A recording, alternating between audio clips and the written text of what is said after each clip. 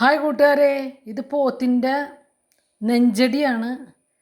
ഞാൻ മുന്നേ ഒരു വീഡിയോ ചെയ്തിട്ടുണ്ടായിരുന്നു, അത് വേവിക്കണ വിധം. ഇതിപ്പോൾ ഞാൻ ഇതിനെ താളിക്കാൻ പോണേണ് സൂപ്പായിട്ട്. അപ്പോൾ വേവിച്ചിട്ട് നല്ല നെയ്യ് ഉണ്ടായിരുന്നു. അപ്പോൾ ഞാൻ അതിൽ നിന്ന് കുറേ നെയ്യ് ഊറ്റി മാറ്റി വെച്ചിട്ടുണ്ട്. ഇനി അതിനെ താളിച്ചിട്ട് നമ്മൾ പുട്ടിൻ്റെ കൂടെ അത് കഴിക്കും. പുട്ടുണ്ടാക്കിയിട്ട് അതിൻ്റെ കൂടെ കഴിക്കും. അപ്പോൾ നെയ്യ് എന്തോരം ഞാൻ മാറ്റിയെന്ന് കാണിച്ചു തരാം. കുറേ നെയ്യുണ്ട്, കണ്ട. ഇത്രയും നെയ്യ് ഞാൻ മാറ്റി വെച്ച് 2 പാത്രത്തിൽ, കണ്ട. എന്നിട്ടും അതിൽ നെയ്യുണ്ട്. കുറച്ച് നെയ്യൊക്കെ നമ്മുടെ വയറ്റിൽ ചെല്ലും. പിന്നെ ഇപ്പം തണുപ്പ് സമയമാകുമ്പോൾ നമുക്ക് ഇങ്ങനെ സൂപ്പൊക്കെ വെച്ച് കഴിക്കണോണ്ട് വലിയ കുഴപ്പമില്ല. ഇവിടെ വലിയ തണുപ്പൊന്നും ആയിട്ടില്ല, എന്നാലും ഈ സമയത്തൊക്കെ ഇത് കഴിക്കാം കേട്ടോ. കുറച്ചൊക്കെ കഴിക്കാം നമുക്ക്. അപ്പോൾ നമുക്കിത് ചട്ടിയിലോട്ട് കുറച്ച് എണ്ണ ഒഴിച്ച് കൊടുക്കാം. ഇത് നിറച്ച് നെയ്യുള്ളതാണ്. ഞാൻ നെയ്യ് തന്നെ ഇട്ടിട്ട് താളിക്കാനാണ് വിചാരിച്ചത്. പക്ഷേ ഞാനിതിപ്പോൾ നിങ്ങൾക്കത് കണ്ട് മനസ്സിലാക്കാൻ വേണ്ടി നെയ്യ് ഒഴിച്ച് കഴിഞ്ഞാൽ പിന്നെ ഉള്ളി വഴറ്റുമ്പോൾ കറുത്ത കളറിലിരിക്കും. അത് കാരണം ഞാൻ വെളിച്ചെണ്ണ ഒഴിച്ചിട്ടാണ് ഇത് കാച്ചാൻ പോകുന്നത് കേട്ടോ.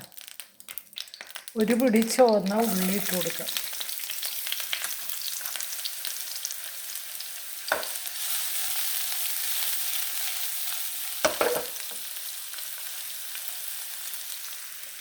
വേവിച്ച് കഴിഞ്ഞപ്പോൾ ഫൈനൽ ലുക്ക് ഇങ്ങനെയാണ്. ഇറച്ചിയെല്ലാം കുറേ അടി അടിച്ച് ഞാൻ കേട്ടോ, 10, 12, 15 അടി അടിച്ച് എല്ലാം ദശയെന്നൊക്കെ വിട്ടിട്ടുണ്ട്. ഇനി നമുക്കിത് ഈസിയായിട്ട് ഇതിൽ നിന്ന് ദശയെല്ലാം പിച്ചെടുക്കാം. അപ്പം ഞാൻ കുറച്ച് കുരുമുളക് പൊടിയും കൂടി ഇട്ടിട്ട് കാച്ചി ഒഴിക്കാൻ പോകണം കേട്ടോ. കുറച്ച് കുരുമുളക് പൊടിയും ഒരിത്തിരി മഞ്ഞൾപ്പൊടിയും ഇട്ടിട്ടുണ്ട്. എന്നിട്ട് ഇതിനെ ഞാൻ താളിക്കുന്നതാണ് കേട്ടോ. അപ്പോൾ ഇനി നമുക്ക് താളിച്ചിട്ട് കഴിക്കാം.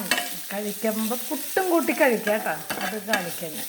ഓക്കെ കൂട്ടുകാരെ, അപ്പോൾ ഇത് താളിക്കാൻ ഇത്രയുള്ളൂ. ചില ആൾക്കാർ ഇത്തിരി ഉലുവയൊക്കെ ഇടും.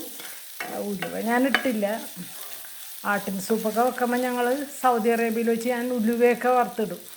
എന്നിട്ടാണ് ഞാൻ ഉണ്ടാക്കുക. അതവിടെ ഹിന്ദിക്കാരെല്ലാം അങ്ങനെയാണ് ഞങ്ങൾ ശീലിച്ചേക്കണം. അപ്പോൾ അവരുടെ ഒരു സ്റ്റൈലിൽ വെച്ച് നമ്മളങ്ങനെ ചെയ്യുമായിരുന്നു. ഇപ്പം ഞാൻ ഇതിലിട്ടില്ല. ഓക്കെ, അപ്പോൾ സൂപ്പിൻ്റെ കൂടെ കഴിക്കാനുള്ള പുട്ട് ഞാൻ പൊടി കുഴച്ച് വെച്ചിട്ടുണ്ടായിരുന്നു ഒരു അരമണിക്കൂർ മുന്നേ. പൊൻകതിരിൻ്റെ പുട്ടുപൊടിയാണ്, നല്ല സോഫ്റ്റാണ്, വലിയ തരിയാണ്. അപ്പോൾ കുറച്ച് തേങ്ങ ഇടുക. ഇതിങ്ങനെ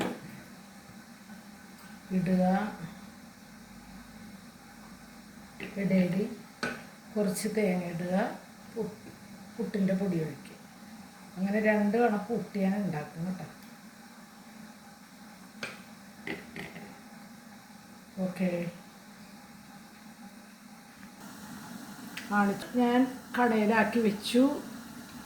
ഇവിടെ നമ്മളുടെ ഇത് റെഡിയായി, സൂപ്പ് റെഡിയായി. ഓഫ് ചെയ്തു. ഇനി ഇതായിട്ട് നമുക്ക് കഴിക്കാം. ഓക്കെ,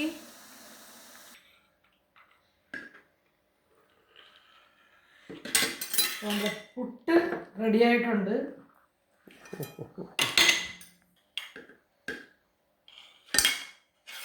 വാവ്, സൂപ്പർ പുട്ട് റെഡിയായിട്ടുണ്ട്. ആവി വിറക്കുന്ന നല്ല പുട്ട്. ചൂട് പുട്ട്. സൂപ്പിടട്ടെ. നല്ലൊരു വലിയ പീസ് തന്നെ ഞങ്ങളുടെ അടുത്ത് വെച്ചിട്ട് ചാറ് അതിൻ്റെ മുകളിലോട്ട് ഒഴിക്കുക. കുഴച്ചങ്ങാട് തിന്നുക. ചൂടാറട്ടെ. വെയിറ്റ്. ചൂടോടെ തിന്നാൻ നല്ലത്. അല്ലെങ്കിൽ നെയ്യ് ഇതായി പോകും. അതെ.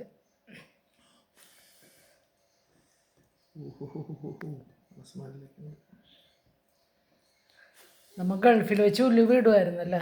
ഇതിൽ ഞാൻ ഉലുവ പായ മസാല കിട്ടും. ഇവിടെ അങ്ങനെ ഉണ്ടോന്ന് അറിയില്ല, അത് അന്വേഷിക്കണം. പായ മസാല കാല് മേടിക്കുമ്പോ പായ മസാല മേടിക്കാം. ഓക്കെ, അതിനട്ടെ. ഇനി കുറച്ച് ഇറച്ചി അങ്ങോട്ട് പിച്ചി അങ്ങോട്ട് കഴിക്കണം. ചൂട് തൊടാൻ പറ്റില്ല. ഇതിൻ്റെ ഇറച്ചിയൊക്കെ അങ്ങനെ ഭയങ്കര തുടങ്ങി. എന്തോരം അടി അടിച്ച് 10-15 അടി അടിച്ച്. എൻ്റെ അമ്മേ, വാവ് സൂപ്പർ സൂപ്പർ. സൂപ്പർ. കഴിക്കട്ടെ. അപ്പോൾ ഓക്കെ കൂട്ടുകാരെ, ബൈ ബൈ. എല്ലാവരും ഈ മഴയുടെ സമയത്ത് ഇങ്ങനെ സൂപ്പൊക്കെ വെച്ച് കഴിക്കുക. ഞങ്ങൾ കഴിക്കാം. അതെ അതെ അതെ, കർക്കിടകമൊക്കെ വരുമ്പോൾ നമ്മൾ കഴിക്കും. അപ്പോൾ ഓക്കെ കൂട്ടുകാരെ, ഞങ്ങൾ കഴിക്കാൻ പോണു. Bye bye. അടുത്ത വീഡിയോ ആയിട്ട് പിന്നെ വരാം. Okay bye bye, see U.